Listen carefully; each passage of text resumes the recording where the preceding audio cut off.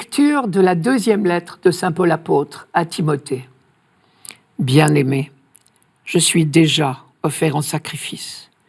Le moment de mon départ est venu. J'ai mené le bon combat, j'ai achevé ma course, j'ai gardé la foi. Je n'ai plus qu'à recevoir la couronne de justice.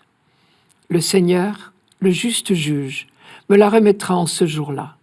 Et non seulement à moi, mais aussi à tous ceux qui auront désiré avec amour sa manifestation glorieuse. Tous m'ont abandonné. Le Seigneur, lui, m'a assisté. Il m'a rempli de force pour que, par moi, la proclamation de l'Évangile s'accomplisse jusqu'au bout et que toutes les nations l'entendent. J'ai été arraché à la gueule du lion. Le Seigneur m'arrachera encore à tout ce qu'on fait pour me nuire. Il me sauvera et me fera entrer dans son royaume céleste. À lui, la gloire, pour les siècles des siècles. Amen. Paul est dans sa prison à Rome. Il sait maintenant qu'il n'en sortira que pour être exécuté. Le moment du grand départ est arrivé. Ce départ, il le dit par le mot qu'on emploie en grec pour dire qu'on largue les amarres, qu'on lève l'ancre. Il sait qu'il va paraître devant Dieu et il fait son bilan. Se retournant en arrière, il reprend une comparaison qui lui est très habituelle, celle du sport. Imaginez un coureur de fond.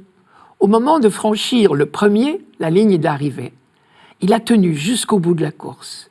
Il n'a pas déclaré forfait. Il n'a plus qu'à recevoir la coupe ou la médaille.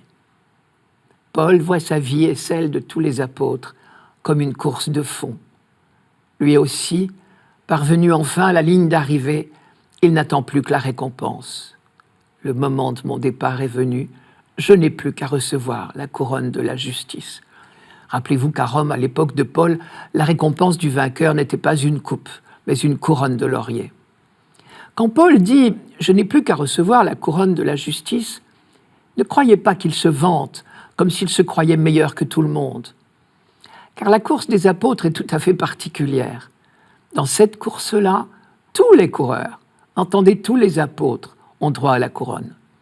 Paul précise « Le Seigneur, le juste juge, me la remettra en ce jour-là, et non seulement à moi, mais aussi à tous ceux qui auront désiré avec amour sa manifestation glorieuse. » Le juge impartial, celui qui sait voir les dispositions du cœur, sait que Paul et tant d'autres ont désiré avec amour l'avènement du Christ. Tous ils recevront la couronne de gloire. Ce n'est donc pas de la prétention de la part de Paul, c'est simplement une confiance inébranlable en la bonté de Dieu.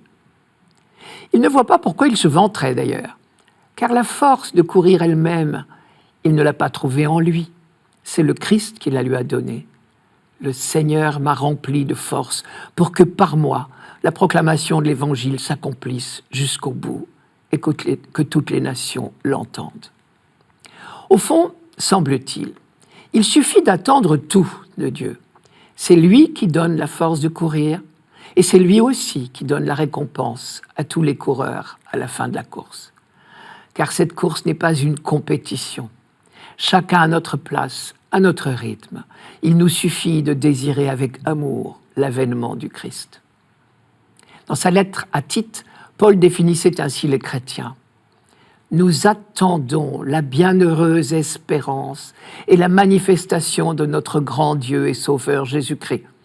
Vous avez reconnu là une phrase que nous redisons à chaque messe. Je vous la redonne. Nous espérons le bonheur que tu promets et l'avènement de Jésus-Christ, notre Sauveur. Et l'on sait bien le sens de ce « et ». Nous espérons le bonheur que tu promets, qui est l'avènement de Jésus-Christ, notre Sauveur. Au passage, on lit encore une fois sous la plume de Paul le mot « manifestation du Christ ». C'est un mot très important pour lui. La manifestation totale et définitive du Christ a vraiment été l'horizon sur lequel il a toujours fixé les yeux, vers lequel il a couru toute sa vie. Paul attendait donc tout de Dieu, et apparemment, il ne pouvait plus attendre grand-chose des hommes. Nous avons lu ici « tous m'ont abandonné », mais le verset n'est pas complet. Le voici en entier. La première fois que j'ai présenté ma défense, dit Paul, personne ne m'a soutenu, tous m'ont abandonné, que Dieu ne leur en tienne pas rigueur. Comme le Christ sur la croix, comme Étienne lors de son exécution à laquelle Paul assistait, Paul pardonne. Mais c'est dans cet abandon même par les hommes qu'il a expérimenté la présence, la force de son Seigneur. Les 2 dernières phrases du texte sont surprenantes quand même. Il est clair que Paul ne se fait aucune illusion sur son sort. Il sait que le grand départ approche. Et pourtant, il dit « J'ai été arraché à la gueule du lion.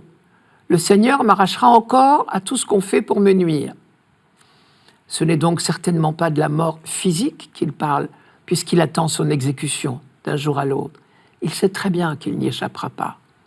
Il parle d'un autre danger, beaucoup plus grave à ses yeux, celui dont il remercie le Seigneur de l'avoir préservé. Déclarer forfait, abandonner la course, c'était cela le plus grand danger.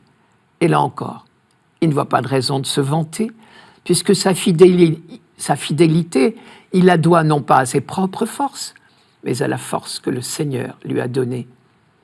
Il sait ce qu'il attend, oui, mais ce n'est peut-être pas ce que nous croyons.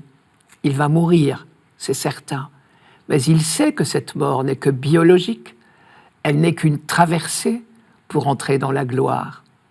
Il me sauvera et me fera entrer dans son royaume céleste. Et alors, Paul entonne déjà le cantique de la gloire qu'il chantera en arrivant dans la vraie vie. À lui la gloire, pour les siècles des siècles. Amen.